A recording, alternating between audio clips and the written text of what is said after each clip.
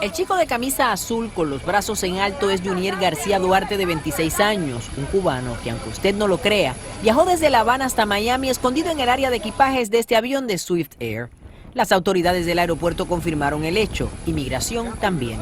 La patrulla fronteriza recibió informes de un posible polizón después que un agente en rampa se encontró con el hombre mientras descargaba el equipaje. Al individuo se le negó la entrada y agentes fronterizos lo procesaron como polizón.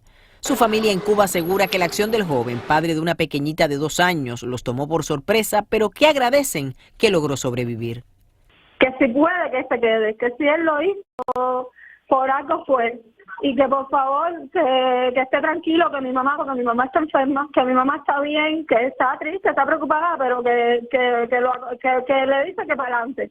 Lo que todavía no queda claro es cómo este joven logró completar su odisea de montarse en el área de carga de un avión de Swift Air en La Habana y llegar a Miami con vida. Lo que sí podría haberle favorecido definitivamente es que él trabajaba como empleado en el aeropuerto de la capital cubana.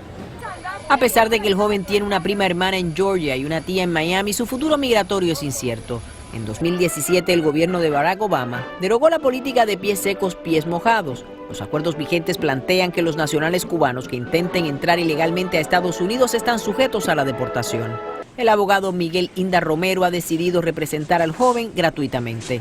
Ante los cambios que ha habido en las leyes, ¿qué es lo que procede en un caso como este? Él puede enseñar evidencia que montándose en ese avión lo hizo porque tenía miedo por alguna razón en Cuba. También puede enseñar que si él lo devuelven ahora, las consecuencias, castigo, cárcel, etcétera. En otras palabras, el joven puede pedir asilo bajo el concepto de miedo creíble. Falta que se le otorgue una entrevista para que presente su caso y muestre pruebas que justifiquen su temor de volver a la isla. Estos procesos se basan en los méritos, pero también en la discreción de los oficiales migratorios. La espera continúa. En Miami, Florida, Lourdes del Río, Univisión.